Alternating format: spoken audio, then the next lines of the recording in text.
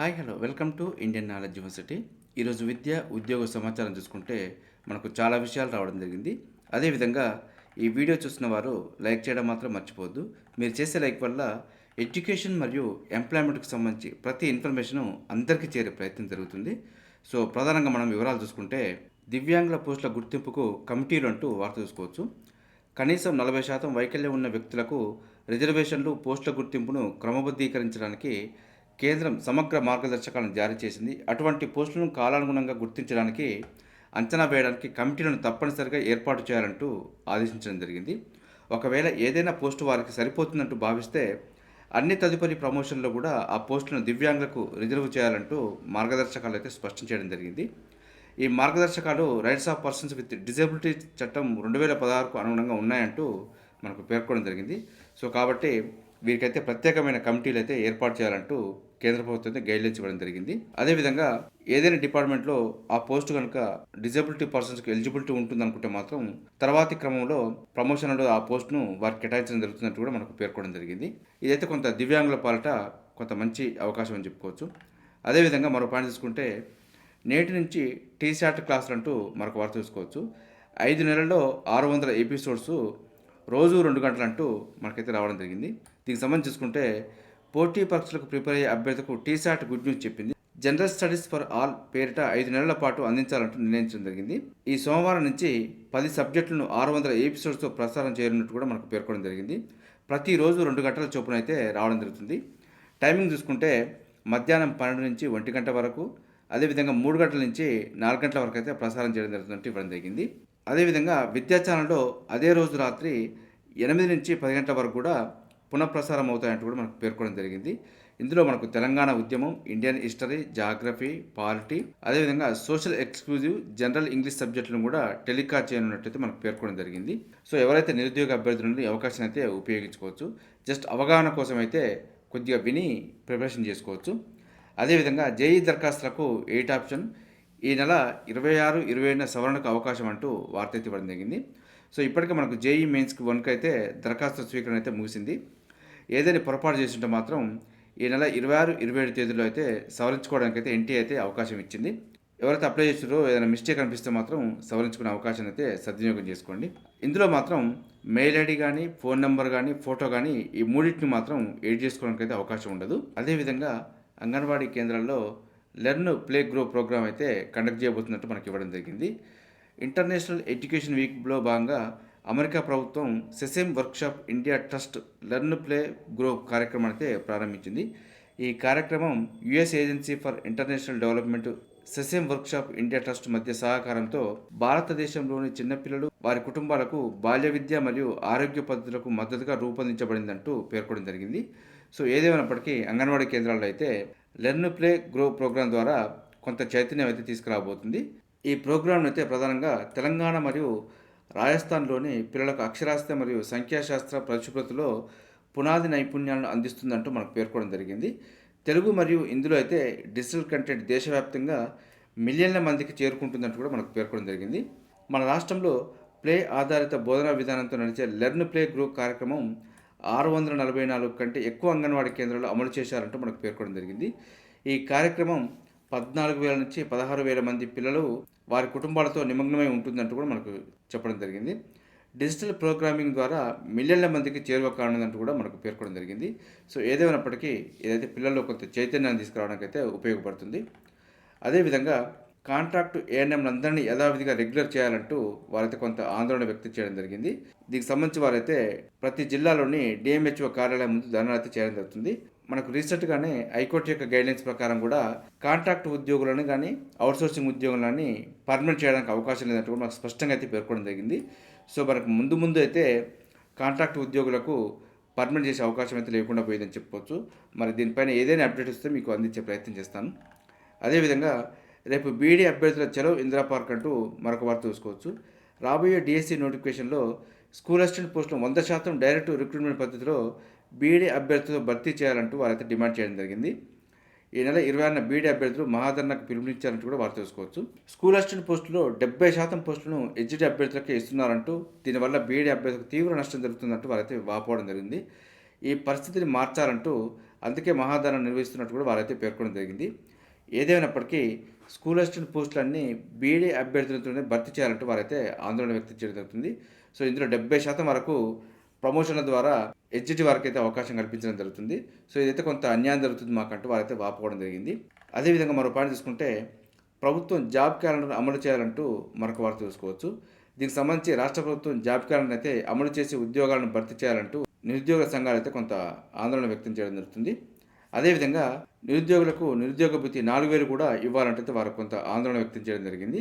ఏదైనప్పటికీ ప్రభుత్వం అయితే జాబ్ క్యాలెండర్ రిలీజ్ చేయడం జరిగింది. సో దానికి అనుగుణంగా ప్రతి సంవత్సరం అందులో కేటాయించిన విధంగా పోస్టులు అయితే భర్తీ చేయాలంటూ వారైతే కొంత ఆందోళన వ్యక్తం చేయడం జరిగింది. సో ఏదైనా ప్రభుత్వం కూడా కొంత సానుకూలంగానే జాబ్ క్యాలెండర్కి అనుగుణంగా పోస్ట్ అయితే భర్తీ చేయబోతుందని చెప్పి అనుకోవచ్చు. ఏదైనా అప్డేట్ రాగానే మీకు ఇన్ఫర్మేషన్ ఇచ్చే ప్రయత్నం చేస్తాను. అదేవిధంగా పోస్ట్ డిప్లొమా ప్రోగ్రామ్ అంటూ మరొక వార్త చూసుకోవచ్చు. హైదరాబాద్లోని ఉస్మాన్ యూనివర్సిటీలో కింది పోస్టుల భర్తీకి ప్రకటన విడుదలైంది. Post MSc diploma programme in radiological ఫిజిక్స్లో 8 సీట్లకు సంబంధించి అడ్మిషన్స్ నోటిఫికేషన్ రావడం జరిగింది. దీనికైతే ఆఫ్లైన్ ద్వారా మాత్రమే అప్లికేషన్ చేసుకోవాలి. డిసెంబర్ 5 చివరి తేదీ. మరింత సమాచారం కోసం అయితే uspania.ac.in అఫీషియల్ వెబ్సైట్లో చెక్ చేసుకుని అప్లై చేసుకునే ప్రయత్నం చేయండి. దీనికి ఎలిజిబిలిటీ అయితే ఎంఎస్సీ ఫిజిక్స్ చేసిన వాళ్ళు అవకాశం ఉంటుంది. ఒకసారి చూసుకునే ప్రయత్నం చేయండి. అదేవిధంగా ప్రశాంతంగా ముగిసిన స్కాలర్షిప్ పరీక్ష అంటూ మరొక వార్త చూసుకోవచ్చు.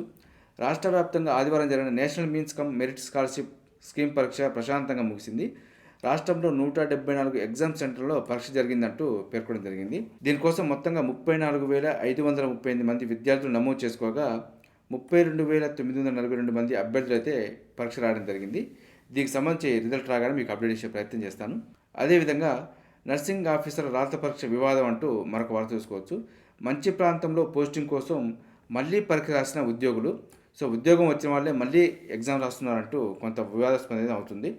రాష్ట్ర వ్యాప్తంగా నర్సింగ్ ఆఫీసర్స్ రాత పరీక్ష ప్రశాంతంగా ముగిసింది. 2,322 పోస్టుల భర్తీ కోసం 42,244 మంది అభ్యర్థులు అయితే దరఖాస్తు చేసుకున్నారు. ఇది సిబిటి మోడ్లో అయితే కండక్ట్ చేయడం జరిగింది. రాష్ట్ర వ్యాప్తంగా 40,423 మంది ఎగ్జామ్ అయితే రాయడం జరిగింది. ఈ పరీక్షకైతే భారీగా కాంపిటీషన్ ఏర్పడినట్లుందంటూ మనకు పేర్కొనడం జరిగింది. దీనికి సంబంధించి చూసుకుంటే గురుకులాల్లో ఇప్పటికే నర్సింగ్ ఆఫీసర్లుగా వర్క్ చేస్తున్న ఉద్యోగులు కూడా మళ్ళీ ఎగ్జామ్ రాయడం అనేది కొంత వివాదాస్పదంగా మారింది.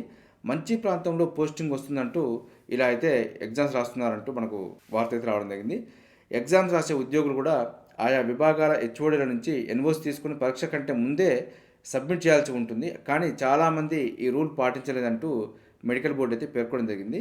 సో ఈ రూల్ పాటించిన వారిని అనర్హులుగా ప్రకటిస్తారంటూ కూడా మనకు బోర్డు అయితే పేర్కొంటుంది. అదేవిధంగా గతంలో 317 జీవోల ద్వారా ఇతర ప్రాంతాలకు వెళ్ళిన నర్సింగ్ ఆఫీసర్లు మళ్ళీ కొత్తగా పరీక్ష రాశారంటూ కూడా మనకు ఇవ్వడం జరిగింది.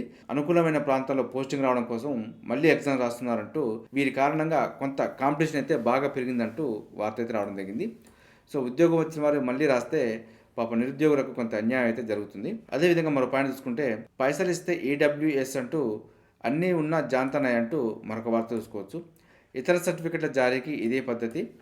మధ్యవర్తులతో గిద్దవార్ల వసూళ్లు, ధ్రువపత్రాల వారీగా డబ్బులు డిమాండు, నిరాకరిస్తే వారాల తరబడి ముప్పు తిప్పలు, ఎంట్రన్స్ పరీక్షలకు దరఖాస్తు చేసుకోలేక యువత ఇబ్బందులు అంటూ ఈడబ్ల్యూఎస్ గురించి అయితే కొంత వార్త రావడం జరిగింది.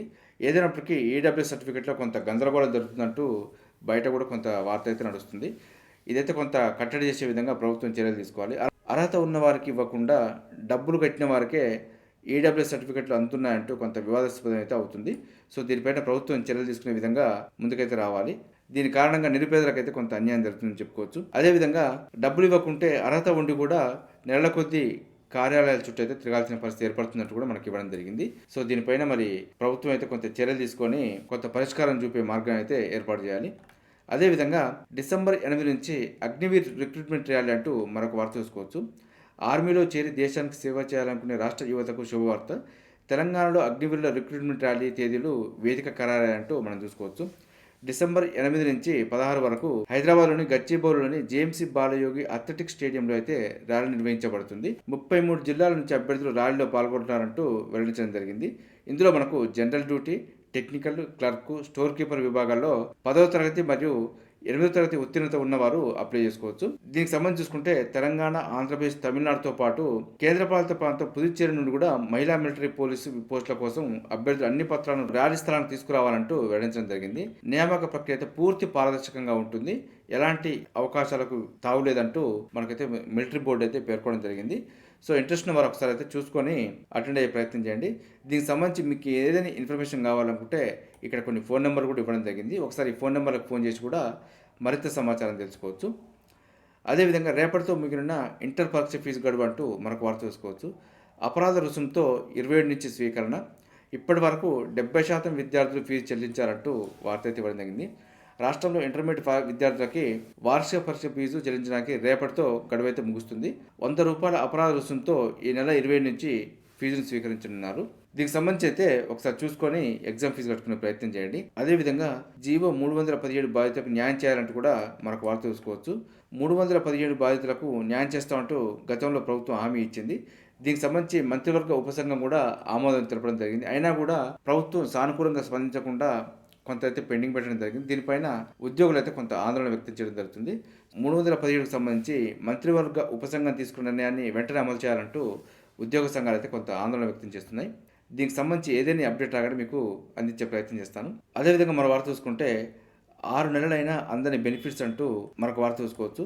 ఎదురు చూస్తున్న రిటైర్డ్ అంగన్వాడీ టీచర్లు, ఖాళీల భర్తీపైన ఊసెత్తని ప్రభుత్వం, సర్కారు పనితీరుపై తీవ్ర అసంతృప్తి అంటూ అంగన్వాడీ ఉద్యోగులైతే కొంత ఆందోళన వ్యక్తం చేయడం జరుగుతుంది. ప్రభుత్వం ప్రకటించిన విధంగా అంగన్వాడీ టీచర్లకు 2 లక్షలు, అదేవిధంగా ఆయాలకు ₹1,00,000 చొప్పున రిటైర్మెంట్ తర్వాత వారికి బెనిఫిట్స్ అందజేస్తామంటూ పేర్కొనడం జరిగింది. సో దీనికి సంబంధించి ఎలాంటి జీవో జారీ చేయకపోవడంతో వారికైతే గత 6 నెలల నుంచి ఎలాంటి బెనిఫిట్స్ అందడం లేదు. వారైతే దీనిపైన కొంత ఆందోళన వ్యక్తం చేయడం జరుగుతుంది. అదేవిధంగా ఖాళీగా ఉన్న అంగన్వాడీ ఉద్యోగాలను కూడా త్వరలోనే భర్తీ చేసి గ్రామీణ ప్రాంత పిల్లలకు న్యాయం చేయాలంటూ వారు కొంత ఆందోళన వ్యక్తం చేయడం జరుగుతుంది.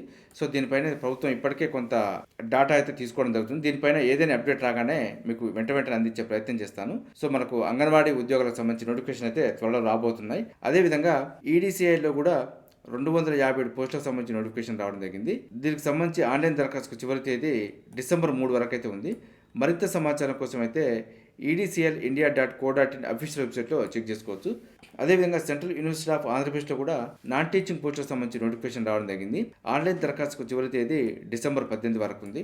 అదేవిధంగా ఎడ్యుకేషన్ సంబంధించి మరో నోటిఫికేషన్ చూసుకుంటే యూజీసీ నెట్ డిసెంబర్ 2024 సంబంధించి నోటిఫికేషన్ అయితే రావడం జరిగింది. దీనికి సంబంధించి ఎలిజిబిలిటీ, క్వాలిఫికేషన్స్ పూర్తి వివరాలు అయితే మన ఛానల్ అందుబాటులో ఉన్నాయి. ఒకసారి చూసుకొని అప్లై చేసుకునే ప్రయత్నం చేయండి. ఆన్లైన్ దరఖాస్తుకు చివరి తేదీ డిసెంబర్ 10 వరకు ఉంది. మరింత సమాచారం కోసం అయితే ugcnet.nta.ac.in అఫీషియల్ వెబ్సైట్లో కూడా చెక్ చేసుకోవచ్చు. అదేవిధంగా న్యూక్లియర్ ఫ్యూయల్ కాంప్లెక్స్లో కూడా 300 అప్రెంటిస్ సంబంధించి నోటిఫికేషన్ రావడం జరిగింది. ఆన్లైన్ దరఖాస్తుకు చివరి తేదీ నవంబర్ 25 వరకు ఉంది. మరింత సమాచారం కోసం అయితే nfc.gov.in అఫీషియల్ వెబ్సైట్లో చెక్ చేసుకోవచ్చు. అదేవిధంగా ఆంధ్రప్రదేశ్లోని నీట్లో పిహెచ్డి ప్రవేశాలకు సంబంధించి కూడా నోటిఫికేషన్ రావడం జరిగింది. దరఖాస్తు విధానం మాత్రం ఆఫ్లైన్ ద్వారా చేసుకోవాలి. దరఖాస్తుకు చివరి తేదీ నవంబర్ 27 వరకు ఉంది. మరింత సమాచారం కోసం అయితే nitap.ac.in అఫీషియల్ వెబ్సైట్లో చెక్ చేసుకోవచ్చు. చూసారుగా, ఇది ఈ రోజు సంబంధించి విద్యా ఉద్యోగ సమాచారం. ఇదే విధంగా మన ఛానల్ అయితే ప్రతిరోజు మార్నింగ్ రావడం జరుగుతుంది. వీటితో పాటు అడ్మిషన్ నోటిఫికేషన్స్ మరియు రిక్రూట్మెంట్ నోటిఫికేషన్ సంబంధించి కూడా ఎప్పటికప్పుడు అప్డేట్ సమాచారం అయితే మీకు అందించే ప్రయత్నం చేస్తున్నాను. మన ఛానల్ చూస్తున్న వారు సబ్స్క్రైబ్ చేసుకుని ఫాలో అవుతూ ఉండండి. ఈ వీడియో వస్తే లైక్ చేయండి, షేర్ చేయండి, సబ్స్క్రైబ్ చేసుకోవడం మాత్రం మర్చిపోద్దు. Have a nice day.